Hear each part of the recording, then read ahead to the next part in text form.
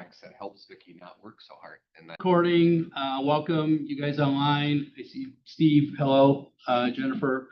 Thank you for being here. I always tell people you could be anywhere in the world right now and you chose to be here with us. And I take that very seriously and it's an honor to be here with you. We're going to spend the next hour with Joe and we're going to end sharply at noon. And my goal with these always is you guys can walk away where you can implement something in the next 4 days that positively impacts your life, your business, your relationships, whatever it is. So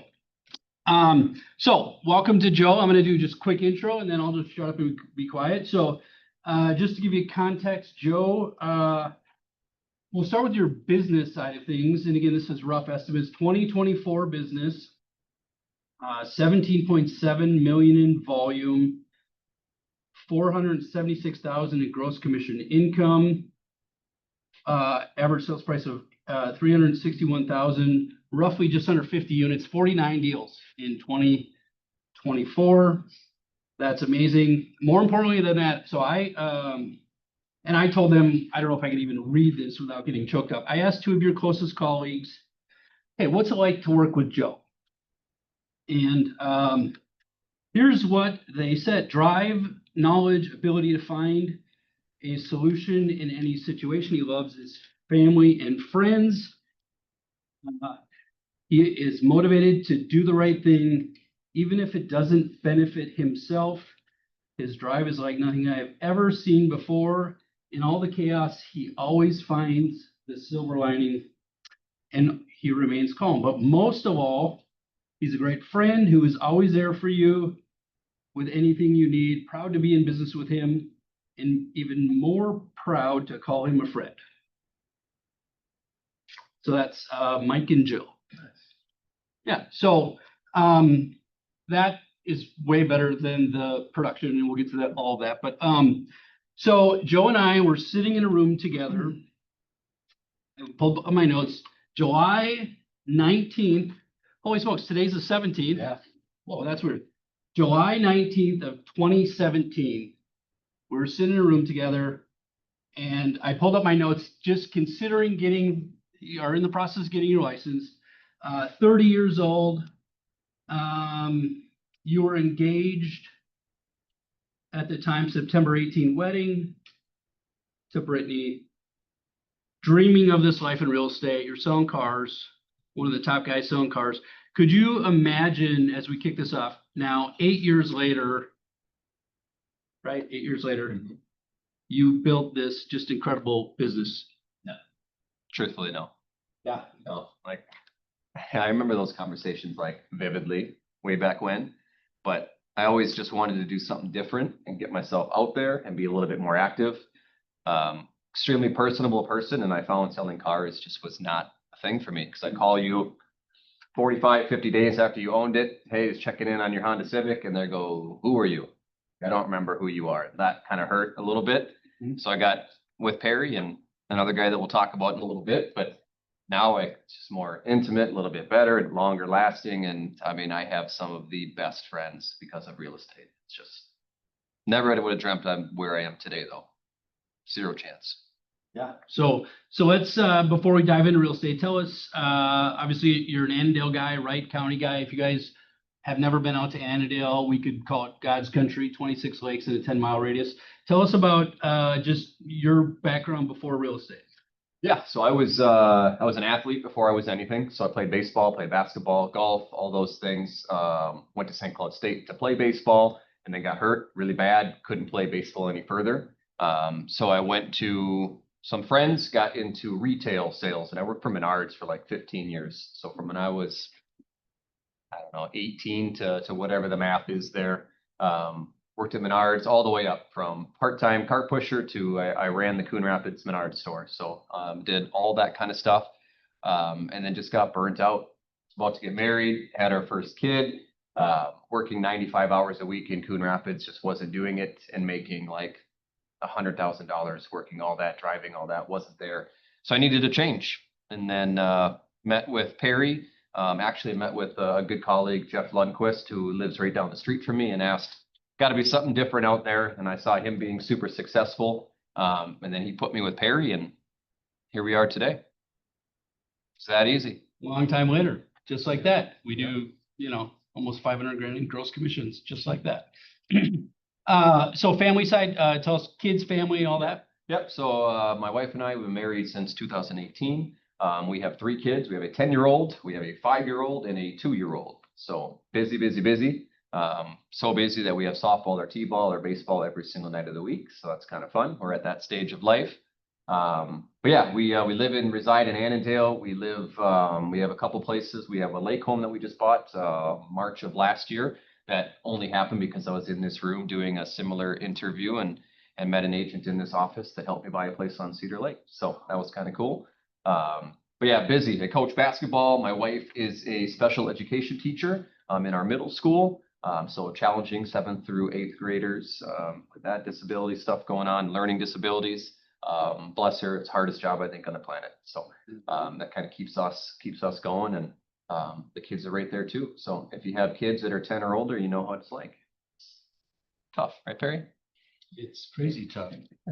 Yeah. So so take us back to the beginning, and we could talk about successes and failures and what you did and how you build it and whatnot. What did you do to start? And then at some point you joined a team too. I don't know, did we do that right away or? Yeah. So I actually got into real estate kind of as I would call it a joke, but it was an accident. I was seriously considering selling my current place that I still live in. So one of my favorite people, Jeff Lundquist, I asked him to come over and just do a market on my home, talk about what it would look like. I was very close to moving to the Columbus, Ohio area for a job for Menards, and really had to consider a lot of things, selling the house, keeping it. So Jeff came over, sat at the kitchen table, and I'm a pretty high I person, so I like to do a lot of research. So I had everything out ready to go, like what I thought my house was worth. And Jeff had his little Keller Williams notebook right on the desk, and he's like, I don't even need to open this. Like, have you ever thought about getting into real estate? I'm like, no, not a chance, not interested. Sales, I've been doing sales my whole life. I'm not ready for that. And he goes, well, you should really talk to my friend Perry, and he can guide you and tell you what you need to do, but I think this would be a really good field for you. So I took him up on it, and I couldn't believe how interesting it was right off the bat. Because I mean, stereotypical for us agents, right, is if you fail at everything, you become a real estate agent. And I always kind of thought that was funny back in the day, and then I realized there's a lot of work to do in this, but it fits the mold of what I like. I get to work with people every single day.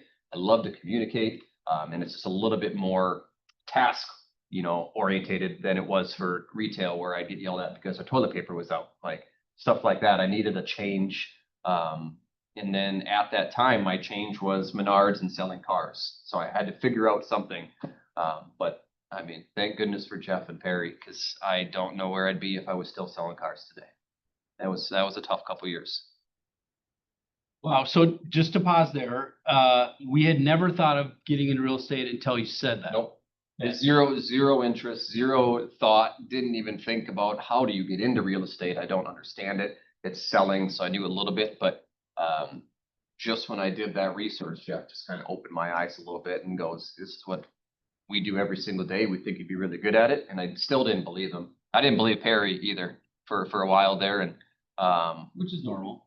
I'm self-doubt with people, right? Yeah, but then I didn't know where to go. I didn't know if I was going to work with Jeff. I didn't know if I was going to be on my own. But Perry advised that, hey, it'd be best to maybe join a real estate team. So he hooked me up with a team that I learned a ton from. And the best part about that original team is the person who kept me in real estate, hand to God, Jill Erlinson. She's my business partner. Her and I just created our own real estate team about 2 months ago.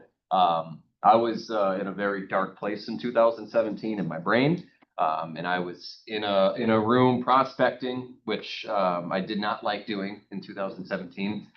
She figuratively grabbed me by the shirt and said, "You're coming with me. We're going to go tour houses." Something that I was not supposed to be doing, but Jill saw that I was struggling. And I will remember that day for the rest of my life, because I was so excited to see how Jill showed a house, how excited this buyer was, who actually ironically ended up buying that house. And we joke about this particular person all the time. Remember Barry? But Jill is the reason I stuck it out. And it took me 6.5 years to get her back. And now we finally work together, and it's been the best thing that's ever happened to me, next to my wife and my family. So let's just pause there and take a breath. And I could answer this easily, but what are a few lessons in what we've heard so far? I mean, I think the biggest lesson is kind of be open to change, be open to being different, be open to exploring that there is more stuff out there. And I think just having the faith to know that whatever we are supposed to be doing is going to come to fruition at some point. Like I don't, it might not happen overnight, but I'm a firm believer in the phrase, whatever's meant to be is going to happen. I say that probably 5 times a week, but I truthfully and humbly believe in that. That somebody was looking over me and pushing me in the right direction, and I had to be tested to get here. But I just listen to the people around you. Like that's my biggest take from it, because people around you who do this every single day know what it's like. They know the lows, we know the highs, we know that it's not all, $10,000 paychecks and celebratory closings. It's grinding. And yeah, I'm just super thankful that I listened to, at that time, a friend who is now one of my absolute closest people in my life. Yeah. And we're all sitting here thinking, hopefully, of the person who we know we should talk to about real estate, right? Jeff could have very easily not said a word. Yeah. And you could be stuck in Columbus rooting for the Buckeyes. I mean, literally, right? Yeah. So, yeah. But yeah, he's one of my closest friends too, and I've known Jeff my entire life. So his oldest kid is about a year younger than me, and then his youngest son actually rented my basement of the house that I was in for many years. So it's kind of a small world, but the conversation can change a trajectory of a life. Mm-hmm. Yeah, and you just never know. Like I love going to listing appointments or buyer appointments with buyers. And I think this year alone, I've recruited 6 agents to Keller Williams who have all purchased from me in the last 2 years because they see how fun you're having. I think you take that to any appointment that you go in. If you go in there low, kicking dirt, keeping your head down, your buyers or your sellers are probably going to be like, they probably hate their life or their job. And then that experience of showing the house isn't as friendly. So if you go into that process and explain to everybody, hey, why I love doing what I do, have fun on the showings, those people, you can change their life like that. We have a couple agents that I brought to KW, and I know you brought a ton too, Perry, but you can see that growth. I think that's super satisfying. When somebody goes out there and they were, I don't know, a teacher, a nurse, a firefighter, a police officer, and then they get into this industry and it changes their life for the better. And you're just like that little bit of piece of it, it makes you feel super good. Then you want to go do more. That's the best. I don't know what that word is. What's the word I'm looking for that makes you feel that high? What is that?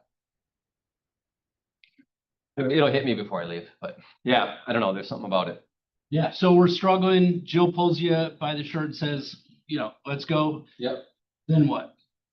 Then it was just a matter of time. Once I saw how Jill interacted with her clients, it changed my entire core. That day, I don't remember the exact day that it was, but it was in November when it happened. Something inside of me that clicked, this is what you're going to do. You know how to show people. And I just started hitting the phones a different way. I was so over the calling expireds and getting hung up on and getting sworn at. I was done with it. So my brain went to my car sales and my retail days. I literally called every single team member I ever managed at the Coon Rapids, Hutchinson, and St. Cloud Menards and just said, hey, I'm doing this now. What are you doing? I got my very first sale out of it. His name was John Nyes, and I actually just 3 months ago closed. I sold the house that I sold for the very first one ever to him. And then they moved to Hutchinson, which is really kind of cool. So full circle moment. But I got so many people right away in my very first full year of real estate, 2018. I think I sold 37 homes my very first year. I sold one in 2017, and that was John Nyes, the very first one. It closed December 31st. Remember it like that. So when I got that one going, and then the floodgates were open. Once I realized how to do it, and again, 100% to Jill. She sat me down. She forced me to write PAs, VA, FHA, USDA, all these things, and really made me work. So that way, when I knew the time came, Jill looked over all my stuff. She's like, you don't even need me anymore. Go do your thing. And unfortunately and ironically is when we split, I left that current team. She left that team, and we went on our separate ways, and took 6.5 years to get back together. But the That's crazy how it all worked out. So just so you could repeat this loudly for the people that I mentor. So you practiced purchase agreements? You wrote them? I did.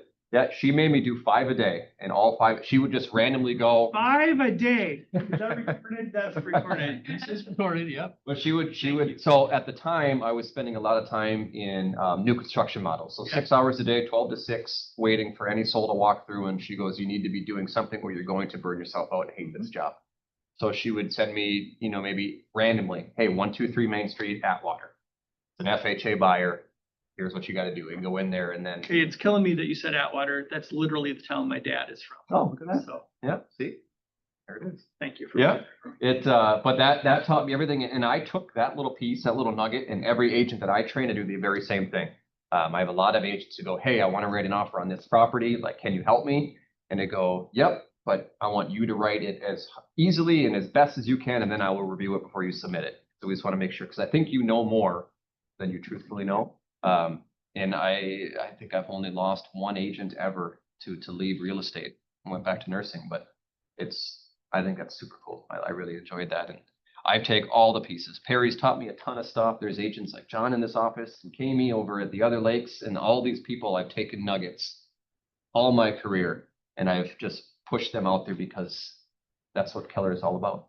Take pieces from everybody. There's no such thing as mine, right? Yeah. It's ours, and I think that's what makes our brokerage a lot different than others. But thank you. So you had this complete mind shift with lead gen. And again, we have newer agents in the room. We got, Brent, who's been licensed longer than you and I combined probably. But what, if I'm sitting here and I'm watching online and I'm Steve, or I'm watching this later, how did that mind shift impact your conversations? Or if I was in the same dark spot and I'm like, holy smokes, like, I don't know what to do. I'm going to get out of, it's not working.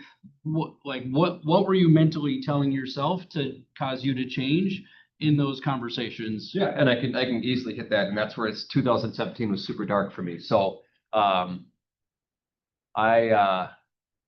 might get a little emotional, so just bear with me. But 2017, I was down to like my last $3,000 in my bank, like to the point where I have never asked my parents in my life for anything. But I knew if I didn't sell a house in the next 30 days, I was gonna have to go to my dad and my mom and ask for money to pay my mortgage. It was that bad. And that is nobody's fault but my own, because I got into real estate way too fast. I trusted a person that said everything's going to be okay, you're going to be fine, use your attitude, use your wit, and you're going to sell homes like that. And I was like, cool, I'm ready to go. And then I sat in a cubicle with no windows for 6 months and didn't do a dang thing. And then that's when the day where Jill came and grabbed me. So I was to the point where maxing out credit cards, selling my dirt bike, selling like sports memorabilia just to survive. And it absolutely sucked. But then when I met John, or didn't meet John, when I started showing John homes, everything changed. I got that very first paycheck and I was like, okay, this will pay my mortgage, but now I need more. So my brain just went into a survival mode, and I called every single person I know. I sent out postcards to every single person I know. I did all the nitty gritty, dirty stuff that we really probably don't like to do. Some agents love door knocking. I don't. But I had to do it. And that is how the process started. And I remember that in that February of 2018, I sold 9 homes, and that got me out of credit card debt. That got me back on my track. I started investing my money back where it needed to be. And then it took 2 years to truthfully get back on my feet, if you will. But I have told myself now that the month of March was the first month in probably 2 years where I felt like myself again. And I will always have the most successful month in real estate is March every year for me. I grind harder than I ever do in January and February to make sure that I never relive those first 2 months of a year again. And I've been lucky enough to get through all that, but that sucked a lot. And I lost some family members in that year. So it was just kind of a collective storm of what the hell are you doing with your life? And why did you leave a comfy car sales job? But comfy was 70 grand. That was fine for me. Like, I was cool with all that back then, but I had all my bills paid. I got a free vehicle. Like everything was cool, but I knew there was more, and I just had to trust that my direction in this place was to come here. Nice. A little scary. As it should be, and it is for everyone in Yeah. some way, shape, or form. I mean, I tell a story of, I sold my Sherwin-Vega speakers from college, which I loved, to buy formula for my twin daughters. Sure. That were less than a year old. Yeah. And That's crazy. Yeah. yeah. So, and you, just to give you guys perspective, so you were on the team, you left the team, there was a stint where you left Keller Williams for a little bit and then came back to Keller Williams, and Chrissy and I were just talking about this morning because I had called her doing my research, the MCA at Elk River, Otsego, Buffalo. You came back to KW July of 2022, which is crazy, already been 3 years. Yeah. Yeah. So that was yeah. So when I left my first team, I went solo for just a short amount of time, and then I was fortunate enough to work with my friend Jeff, who got me into real estate. So worked for a team of some really, really big hitters who have been in this industry for a long time. Had a blast. And then it just came to the point where we found out we were having our third kid, our little girl, and I just couldn't do the sitting in the office 9 to 5 every day, which is what their plan was. The old school, they sat in the office, did their prospecting, their work. With nothing wrong with that. It wasn't me. I have to go. I got to be doing things at all times, or I get a little weird. So I made the decision to go solo on my own. And after help from Perry and a lot of friends, it was a really, really tough decision for me because it was the #1 team with Keller. It was awesome. We had a ton of fun together. But yeah, they decided to split with Keller and go to EXP.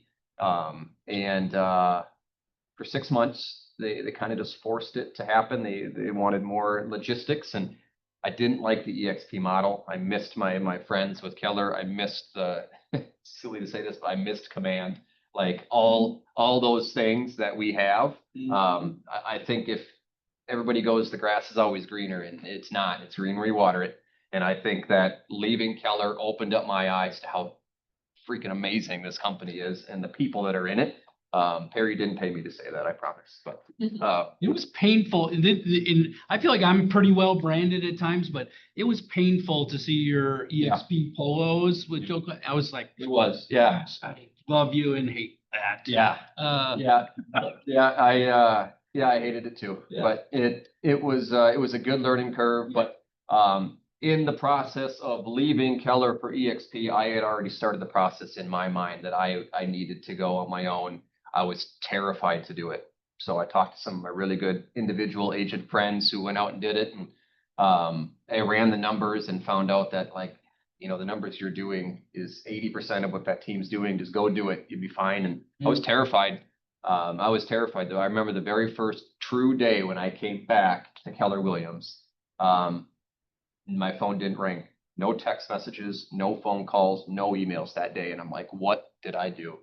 And then the very next day, bam, it was just right back how business is normal. And I haven't looked back since.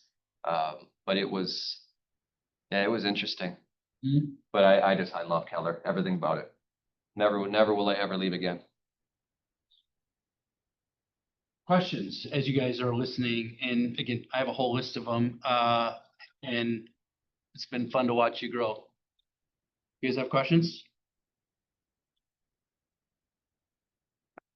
Okay, so what I want to do is I want to ask you, and I've always thought we would do this interview at some point, and you've been on my list of people to ask and just haven't worked out. So my perception, Joe, of you is, because I mean, if you follow Joe on social media, which you should, he's always got deals put together, and there's always something going on, and I'm like, holy balls. And Chrissy said this morning, you guys are just crushing it. Is it because, you're working 80 hours a week? Like, what does balance look like? And then I just want to look behind the hood of your business from a standpoint of, if we do 37 deals that, first year, once you started, like that creates a shitstorm of admin behind the scenes. Like, so how do we go from, doing all of that? What is the behind the scenes processes look like? Do you have admin support? Like, how do you keep all the chaos in line? How does Brittany still love you if you're working so much, or maybe you're not? Like, well, like, give us the under the hood, like, what does business actually look like that you've done really well, and maybe some things that like, holy smokes, I messed this up, so don't mess this up. Yeah. I don't really have a short answer for that, but We have plenty of time. my business model is a little different, and I get told I'm kind of crazy all the time, but I am extremely OCD, like extremely OCD. Everything's got to be in a particular order. I do not have an admin. I have never had an admin on my own. I've never had a transaction coordinator on my own. I like to do all of it. That is what my busy bee brain needs, like seeing it, because at the end of the day, if something gets screwed up in a file, I love being held accountable to myself that it's my fault, that I did something wrong and I learned from it. We're all human. There's something wrong with transaction coordinators. I just didn't like my clients getting on somebody they don't know behind a computer screen. I hated that. I didn't think that was fair to any of them. So when something goes wrong, I admitted it right up front. Hey, I screwed up. I forgot to send you an earnest money link or something silly like that, right? But every single day, like my day in my business, probably the easiest answer is 90% friends, family, repeat referral. I do not pay for advertising. I do not pay for leads. I don't have any billboards. My branding is very limited to coffee cups, tumblers, baby onesies that say the biggest little Grow with Joe fans. Like that's my favorite little thing to give out. And canned koozies. Like those are my things. I give a lot of money back to my community, and I try to get my community to come back to me. Like Perry said, we have a ton of lakes in Annandale, but we also have more agents per square mile than any city in the state of Minnesota. It is insane how many full-time real estate agents Annandale has, whether they're full-time or they're seasonal, like back and forth, like they are everywhere in Annandale. Everybody in Annandale knows 3 agents, and I'm not kidding. It's really wild. So I had to like dig in deep and go, how do I get into that mold? And I don't want to go buy leads. I just want to work with friends and family because that's convenient for me. So every single year, I sell just to friends and family, repeat referral, and it makes the entire transaction easy. Because if I know you on a personal level, it's going to be a lot easier. I can explain things better to you, a little softer. I believe that that's the best way to do the business because I don't want to be doing this when I'm 60 years old. I have an out plan. December 31st, 2034 is like I'm done. Like I will have a team. We'll do everything. I'll keep my license for referrals, but that is when all of my properties are going to be paid off. That is my end goal. God willing, I get that far, but that's what I want to do. And I think the plans that I currently have, though they might not make sense to a lot of people, they make sense up in here. And that's what keeps me going. My brain should be studied, but I don't know. And how do my wife, she deals with it. I'm very flexible. I am extremely busy.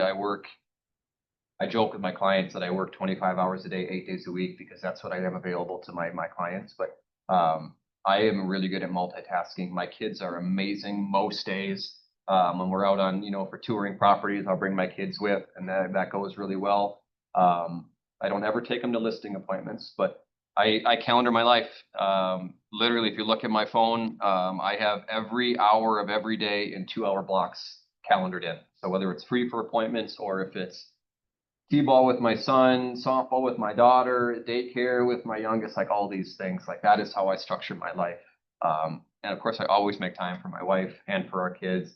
I'm really good about keeping a couple blocks open every single week to do fun stuff, and taking at least 2 vacations a year if we can. But it gets tough when you're a teacher. She only gets 90 days off. And then during the school year, I'm also a basketball coach. I'm a play-by-play broadcaster. I do all these things on the side too. So life gets insane October 1st, but we make it work. Abby. Question online. If you had an admin, couldn't you double or triple your business? I could, but and that's what I hear all the time. Like, why don't you want to do more business? I am not, I have done everything that I've wanted to do. I've told Perry this many times. I had a 5-year plan. In the 5 years, I wanted to make 100 grand. I wanted to sell 100 homes, and I wanted to start my own team. And I did all that by my 5th year. After I did that, I got back on track. I've invested money. I own 8 rentals, like all these things that I want to do. I wouldn't have a wife and probably wouldn't have my kids if I sold more than 75 homes a year because it's too much. My threshold is 50 to 75, and I've done that every year since 2018. Selling at least that much, but it's friends and family. If I have 115 friends who want to buy a house or sell a house this year, I'm going to sell 115 homes. But I just find a way to do it, and that's a huge reason why I brought Jill and I together so we can kind of help each other out with that stuff. Because let's be honest, I can't be in Edina and I can't be in Annandale at 11 o'clock at the same time. So when somebody wants to look at a house, sorry, Perry, I have to show a house. That was my mindset. Like I would always choose work over growth. And I always got so disappointed with myself. But I feel like if I hired an admin and took a lot of that stuff off my plate, I would go back to 2017 and 18, Joe, and try too hard. And I think it would ruin my life. I really personally do. But not saying I won't use an admin, because once I get closer and I establish the team that Jill and I want, 5 to 7 agents, then we will look into the admin stuff to help out. But it's because we have more. I can't manage 7 people in real estate and have a life. I can't do it. Yeah. So to break a few things down, if I said, do you miss any of the, are you're working what, 60 hours a week, 50, 40, 80, like what's an actual, just to give us context? I mean, Obviously every week's different, but. Yeah, I mean, every week is different. I mean, yesterday I worked from 6 a.m. to 11 p.m. just here and there doing paperwork, selling stuff. But I mean, some days we'll sell 5 homes in one day. Yeah. Other days we won't sell any. So it's a quick, easy day. I'm fixing stuff at the lake or I'm taking the kids on the boat. Like, I can kind of forecast and see when I'm going to have an extremely busy day. And Wednesdays is the day that I protect and I cherish too. So I have all my kids on Wednesdays. I don't do work. My voicemail says, sorry, it's Wednesday. It's going to be a while. So I try to set that standard, but I mean, on average, I bet I work 50 hours.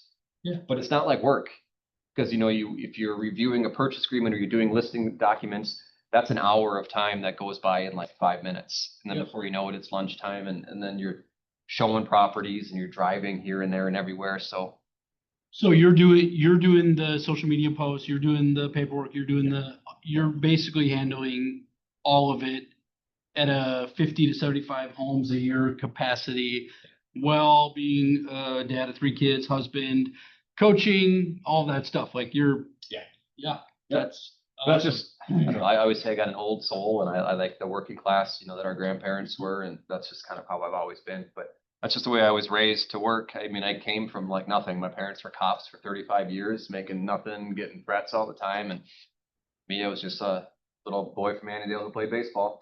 Yeah. And so if I'm in the group that, the 90% friends and family, am I hearing from you on a regular basis? Am I getting koozies in the mail? Do you do events? What is my method if I'm not on social media, but we are connected? How am I hearing from you? Yeah, so I wouldn't say that I have a 33 touch plan, but I have a plan. So I try to do at least 3 events a year. My biggest event that I do every year is I have a client and a friend who is the general manager for the Imagine movie theater in Monticello. So I will rent out the monster screen every year. 255 clients get to come, free movie. So I love the client event stuff. But I also have in command, like I send out birthday cards with $2 in scratch off tickets to every one of their birthdays every year. If I see them like out and about, I mean, I'm making my way to go say hi to them.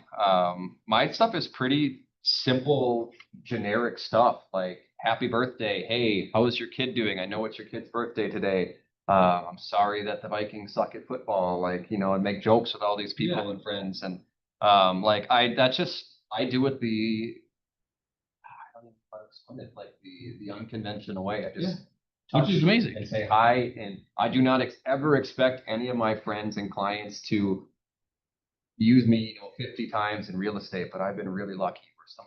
I've used them 7 times already. Like it's crazy how it works, but there is no true method that I have. It's just being friendly, I guess. is the best. Genuine and from the Yeah. heart. Yeah, you know, like we just had a parade in Annandale and we had 20,000 people at the parade, and it's just like if I see somebody, I will go out of my way to run through children getting candy to go say hi to people, but that's kind of the difference. And, you know, we often walk in the grocery store, we see somebody and we're like, I really don't want to go talk to them because I'll be here an hour, but I will.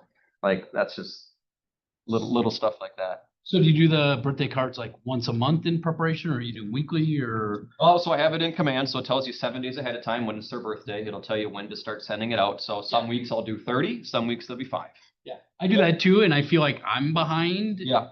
And you get behind, and then you're like, I'll send it. Apparently there's a way that AI can do it now for you, and which is great, but I don't trust AI to spell right and be personable and do all those kind of things. But there's definitely easier ways to do it, but it has worked for me. So why stop? I know there's easier ways to do it. Yeah. Don't get me wrong. Well, that's the beauty of this, as you guys in the audience come to these monthly, everyone's method of success is different, and you know, there's no right or wrong way to do it. It's your right way. And That could be 5 homes a year. that could be fun. Yeah. You know, that's the fun part. Let's, because I don't want to forget, we got about 20 minutes, so definitely ask questions. Let's talk about the rental side of things. Did you have that before you got in the business, or how did that start? And then, you know, you know, every one of us would probably say, oh, I should buy a rental property if you want one. But then like, holy smokes, where do I even begin to save the money? And like, how do we go from none to 8 in 8 years? Yeah, so that was when I started to I don't watch TV, I don't watch the news, I don't read newspapers, that kind of stuff, but I kind of saw a trend coming where I'm young, where I am kind of a conspiracy theorist, where I don't think us younger generation is going to see Social Security. So I kind of thought about how do I get out of real estate by the time I'm 50, have money I don't want my kids to be trust fund kids per se, but how do I get them to be successful? I want them to live the life that they want. And it wasn't investing in the 401k because I didn't have one. I'm in real estate. I never put anything into there. I have the Roths, I have the bonds. Those weren't making monies. My mom, who did all my monies and my taxes for many years, is like, you just got to save it, put it into the bank, and then just let it sit. You don't make money that way. You know, 17 cents a month isn't going to make me a millionaire, right? So I really got into it, started thinking about it, and then everybody I worked with said, don't buy into real estate, don't buy rentals. The market's going to crash. Everything's going to be bad. Why would you want tenants destroying your homes? Blah, blah, blah. And one day I just said out loud, F it. Like, I'm doing it. I'm buying one. I went and looked at one in town. I was terrified. I paid for it. And then 2 months later, I bought the one next door. 3 months after that, I learned that slow down on spending. And then I learned what a HELOC was. So taking out a home equity line of credit against my personal property. And then I went and bought an apartment building. Then I bought a lake home, all within 18 months. I bought 6 homes in 18 months, all because it was a drug. Like, it was crazy. I had really good tenants. I was seeing a $900 a door profit per month. So it was not only paying for the mortgage, but 2 of my properties were paying the mortgage in my primary home. And then I took out the HELOC to pay off my brand new truck at the time and to pay for that apartment building. And then I just started seeing like the benefits of what rental game can do. I will tell you, it's not all peaches and cream. There is a lot of dirt that goes on with rentals. But that's another thing. Call me dumb, but I self-manage all my properties. I will do that until they are paid off. I have no problem fixing toilets. I have no problem putting in new appliances. If it's a big project, I have really good contractors who fix stuff for me and do all that. But the rental game changed my life almost overnight because I saw what they can do for you. I saw how easy it was to make the money. And what I do with my rentals, and I tell very few people this, but it's a really good trick that I do. Most people who rent can't buy a house because they have bad credit, right? That's the common stigma with rentals and real estate. So what I end up doing is when I sign a lease with one of my tenants, I tell them like, hey, you're going to do a one-year lease. I give them a discounted rate, and I ask them to speak to one of my preferred lenders to have their credit repaired in that year. So that way, once the year-end contract comes up, they went from a 300 credit score to a 750, and now they're buying properties. So I'm double dipping. I'm renting, and then I'm selling them a home. And then I'm repeating the process over and over again. I have 2 tenants who have not followed that rule, and that's fine. But the other ones, every single year, I flip tenants in and out and I get them into a home. And then what happens after that? Their brother needs to buy a house. Now it's their cousin needs to buy a house. And it just, the train just keeps going down the track, which is really, really kind of cool. And I know that in 15 years, if I want to sell all those, that is going to get my retirement number. I'm gifting 3 of them to my kids. So when they're 18, they all get one. They can rent it, they can sell it, they can do whatever they want to it to fund their life at 18. And then the other 5 are going to be for my wife and I, or however many we keep. But the ultimate goal was 5. I wanted 5 houses, 5 doors. I didn't think we were going to have a 3rd kid, and we did. So that changed the number. But it worked out really well. And I've been very fortunate with what I have, how I got them. All but one was off market. So that was really kind of cool for me. What year did you buy the first? First one was 2019. Nope, 2020. It was right before COVID started. And then I bought 3 during COVID. So, Time frame. yeah, so to kind of dive into that a little bit, is I'm sitting here, someone else could be like, so how did you qualify? Like, what did, and then you bought more, like, was it, Brian at Central Bank's like, oh, here, Joseph, like, how do you qualify? Like, what's your advice? I had just, since the dark days of late 17, early 18, when I had nothing and I had to regrow all of that. So in those years, so 18 to 21, I had saved everything that I made. So all those years, I had all that luck. I had all that money saved up. So I bought it down. So each house, first one I bought with 20% down, it was 147,000 or something like that. The next door one was 214. The apartment building was 400. Like, I just had the funds there, but the HELOC saved me big time. Because I didn't want to deplete it, because everybody was going into crisis mode. The world's going to end. COVID is here. We don't know what's going on. So I panicked a little bit. But the best thing I did was that HELOC, and now I'm comfortable with what I have. But I tell people all the time, the first one is the most important one, just to get in so you get your feet wet. And then you will start to see, like, hey, if you put down 20, 30%, wait 2 years, because that's when that market boomed. Like, when we were selling homes 120K over guaranteed, like, that's when the value started to go up. So you started to get more money with your home equity line of credits. That's what I've been telling people, to look into it. If you want to buy one and save your money, it's interest only for 10 years. Just pay it off when you can, like, a little bit at a time. I think I took out like 100K, maybe, if that, and slowly just trickled away at it. But it didn't deplete my savings, and it allowed me to get in there. And now I make 3 payments a month extra on all my homes to get them paid off in 10 years. So just bam. But I'm using my tenants as that advantage too. So I could be charging these guys a lot more, but they get discounted rates to go through my plan, and it works. Wow, love it.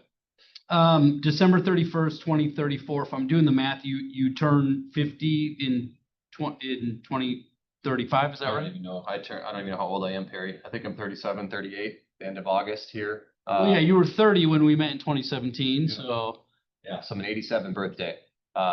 Yeah, so the December 31st, 2034 number was all of my loans being paid off on a 15-year loan. All of them. So that's where that number comes from. But I fudged the numbers. So January 1st, 2035, that just seems to be like the day to retire, right? Like, enjoy retirement on the first of the year. That's what police officers do. That's what my parents taught me to do. So that, I don't know why I came up with that number, but You'll want to wait 2 more months just for retirement numbers. wait 2 more months, so retire in March. Months before your birthday instead of actually your birthday. Okay. So what habits, what rules in place do you have, setting the rentals aside? So let's say we make 15 grand a month in real estate income. And again, I'm just throwing that number out. Do you put 25% into savings for taxes? Do you take 10% and put it into investment? It's like, what's your method there that you would recommend? I don't have a good method for that. So all of my money for real estate goes into a money market account. And then I shift a lot of that money into IRAs, Roths. I try to save a minimum number of 50 grand a year for one purchase if I can. My goal was to always buy 1 home a year, not to buy 4 in an 18-month period. But I wanted to save that money. And then a group of us just bought some commercial real estate, not Seagull, not too long ago. So that was kind of my goal for this year, but I do have a financial planner who watches over everything that I do, tells me where to put my money. I have very aggressive accounts that I let Bill, my guy, do his thing. And then every February he says, you owe me 30 grand, so where it's going, or whatever it is. And I do it, and then I just let it sit there. So, he changed my life too. If you don't have a financial planner, get one because they will help you. It's crazy what they can do. You pay for it, but it's worth it. Bless my mom. She would pinch 2 pennies to make 4 if she could. But the day that I told my mom I'm getting a financial planner, I broke her heart. But my guy has really changed the course of my life because just different models. You know, you can only put so much into an IRA every year that makes sense, and that's not how you make money today, in my opinion. But So we've been taught money's only good for the good it can do. You said you give back to your community a lot. What does that look like? yeah, so usually every single year I donate at least between 5 and 10,000 towards Annandale. So we have a lot of the sports stuff is what I like to do. So just a few years ago, we got a brand new scoreboard at our football field, brand new scoreboard for basketball. So a bunch of us put money towards the community there. I do a lot of monthly giveaways too. Not just to my Annandale community, but to a lot of clients giving back. I have season tickets to the Wild. I love giving those tickets away. Season tickets to the Twins, stuff like that. But the community thing, we have a lot going on in our small town, and it's a little controversial stuff with our school district going on. But you know, we have a Cardinal Athletic Foundation where we're trying to raise money for everybody in the community to keep our teachers, including my wife, who they keep continually cutting. So how do we do it if the school board won't give it to us? Community driven. I think we raised like, what was it, $390,000. It was insane from our community. And it was just, you know, $10 here. Somebody give us 5,000 there. Like that's what was really, really kind of cool to see, and stuff like that is what I get behind, because the day I die, you know, I'm not going to just leave what I have behind. It's trying to set something in my community behind. So my kids and my wife and all that kind of stuff gets to live off of it too. But I know it's important. I mean, without my home, I wouldn't be where I am today. That is for sure. My hometown made a lot when I was in high school about who I am today. Love it. What, let's talk about the market a little bit in your messaging to buyers and sellers. Again, so I have a lake place in Annandale, so I'm right in the community too, so I'm out there a lot, but obviously you do business in the metro too. How do you set great expectations with buyers? Talk about maybe pricing listings, just tips that you're sharing in this market today. Yeah, this market's a tough one too, because I'm going to ask everybody in this room who thinks it's a buyer's market right now. I do. I think it's a buyer's market. Shifted Yeah. enough that it's at least even. Yep. So I have a lot of clients on the sell side. It's really tough because they will go, hey, Judy and Jack next door sold for 515 in 2021. We think we're worth more. Like, that's great. That was a completely different market. That was an insane market. Their home was actually only worth 425, but yeah, they sold it for 515. You're right. So it's the conversations around comps, which is what we need to be using, right? And avoiding that nasty little website called Zillow. Like, that is the hardest part right now, because everybody goes, my Zestimate says I'm worth $1 million. That's cool. Like, call Zillow to have them come offer you $1 million and see what happens. But that's the hardest thing with the sell side. And on the opposite, the buyers go, there's no way that's worth 515,000. I think it's worth 250. Like, okay, well, let's write an offer for 250 and let's see what happens. And then it sells and they get mad because somebody else bought it for 515. So it's just coaching and explaining the market in itself that, hey, yes, everything is negotiable, but let's be realistic when we negotiate. And we can't be sitting around for 4 days waiting to write our offer. Like, if this is a house you think works and we're only struggling on price, let's start there. Let's get an offer and let's see where the sellers go. Because you never know the motivation of a seller or a buyer today.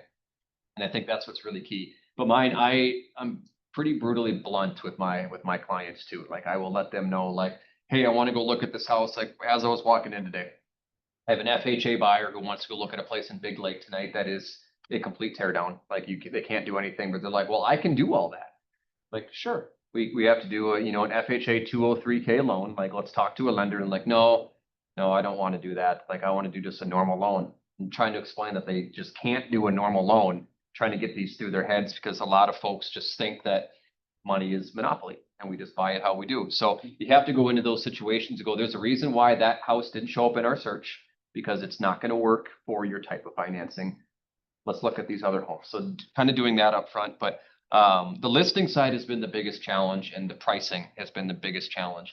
My former business partner, who I love dearly, her line that she always gave me was, Joe, I don't care if we're 500 grand overpriced. I want our faces in their front yard. I'm like, cool, that works. Like, let's get a sign in the front yard and see what happens. For me, I'm the opposite. Like, I am embarrassed to have my sign in the front yard when we're 500K overpriced in my hometown.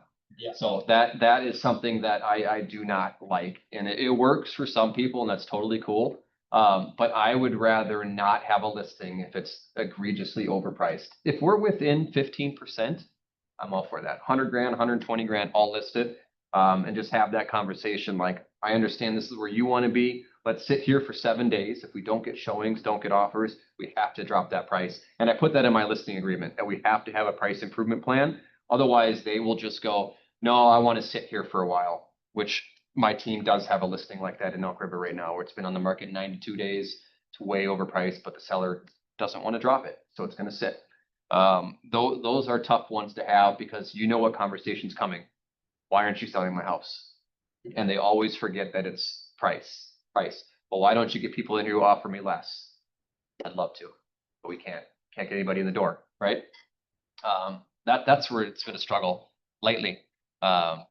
Anybody can sell a house, you know, for sale by owner, all that kind of stuff. But if you don't have it priced appropriately, it's going to sit for a while. I think it's really tough. I have 2 listings that are very tough right now.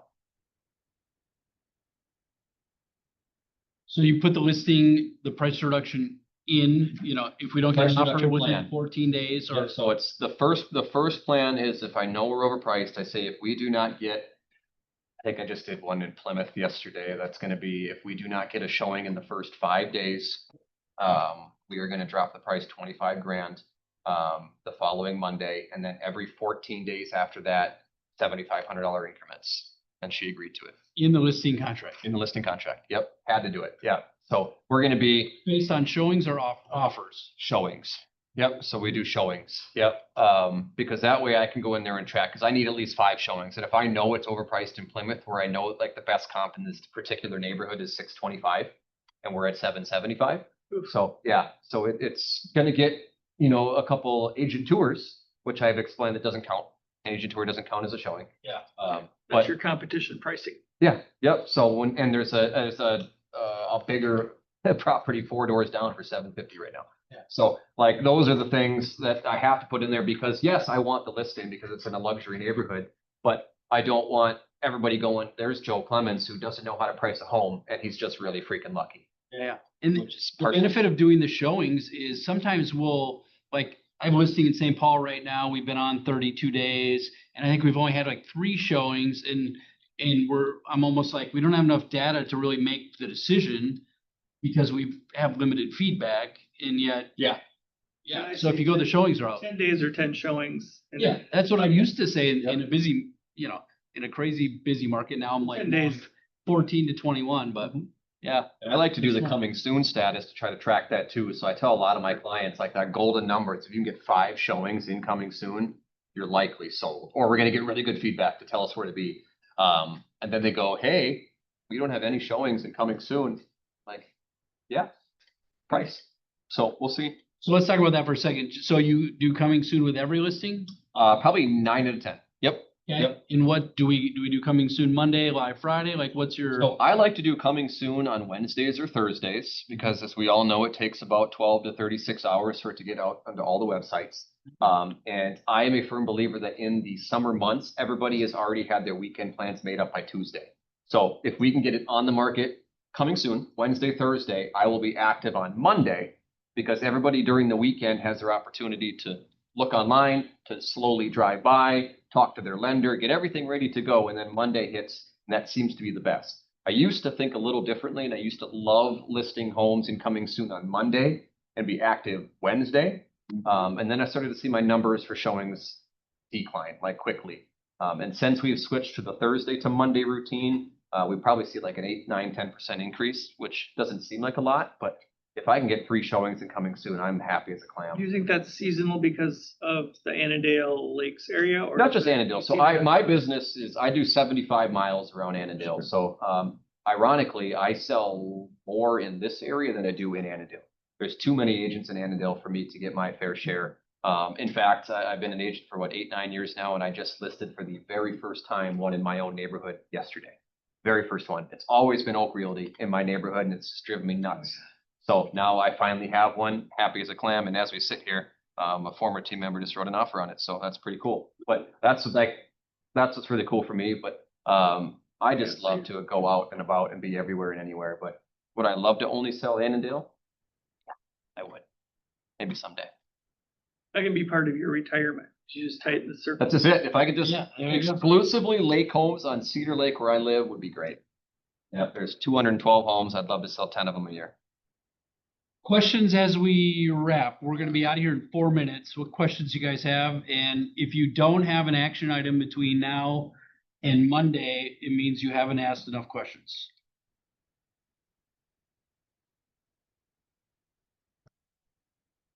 Anybody else own rentals? You guys on that? I had sold mine off, but yes, I did for a long time. I love it. I think that's the best part about being an agent. Especially if you can get a really good deal before it hits the market. Yeah. Changed my life. As you think about your questions, I guess just final words of advice, whether I'm Brent in the business forever or I'm a newer agent in the business, what advice would you give me just in general to be successful? I don't know if I can just narrow it down to one. I think just follow your own dream would be my thing. I've had everybody that I've worked with tell me how to do my business. I'm doing it wrong. I should be doing it this way. Hire an admin. You need a TC. Stop doing this kind of stuff. And I just look back and I go, and that's what fuels me. I'm the most competitive person you might ever meet. I love to compete. I want to be number one at everything that I do. And my favorite line that I tell everybody is let somebody tell you you can't do something and then say, watch me. And like that's my motto in my life. I've been told I can't do it. I shouldn't do it. I'm arrogant. I'm never going to be able to be successful in this industry the way that I work. You're going to burn out by the time you're 40. That's fine. Like I love all that stuff. Like it's the LeBron James effect, whether you love him or you hate him. Like he is the greatest basketball player on the planet right now. And he's worked his ass off to get there. And I've worked mine to get where I am today by listening to people like Perry who have done this. And sometimes it takes a, hey, sit down, slow down type of mentality. And Perry's given me that talk before and I needed it and it's changed the trajectory of my life. But just stay true to who you are. Stay with your business, stay with your people. And as long as you're a good, honest human being, you're going to be successful. There's no reason you shouldn't be, especially in this industry. It's all about people. I love the fact that you shared that you sat down and had a plan. You have a long plan and you have a short plan and a long plan. Yeah. And they are stretch plans, but they're not necessarily, they're not astronomically out of the world. Because I think you can, at least I have found in my life that I've sometimes just have so focused on tomorrow that I haven't thought about next week or next year. Yeah. Because sometimes, like when you're in the heart of the grossness, where you're like hanging on, you're struggling to even think about tomorrow. Yeah. But I think the fact that you had a bigger plan, like that helps keep you back on track when you start to drift. So yeah, really like that. Yeah. Cool. So if we don't want to do business in Wright County or St. Cloud or Kimball or wherever, how do we best refer you? What's the best way to get hold of you? I would say just either find me on Facebook. That's where I do all of my marketing is just social media is Facebook. I'm a Facebook, LinkedIn, Instagram type of person. That's about it. Otherwise, my phone number is out there. If anybody wants it, I'm happy to give it. But yeah, anybody who needs any help, I love helping show clients homes, whatever you guys need in the Annandale area, because it's a tough little town, especially if you're lake folks. We have a lot of lakes and there's a lot of stinky ones. So you want to make sure you're going to get on the right ones. But And I'm just always happy to help. I just love helping. I love being a resource. Like, hey, what do you think about Sandy Lake? What do you think about Sugar Lake? Like, if you ever have clients, please do not hesitate to reach out and ask. I'm happy to help you. And yeah, anybody who needs referrals to the lakes, Harry and I are right there. He's right there.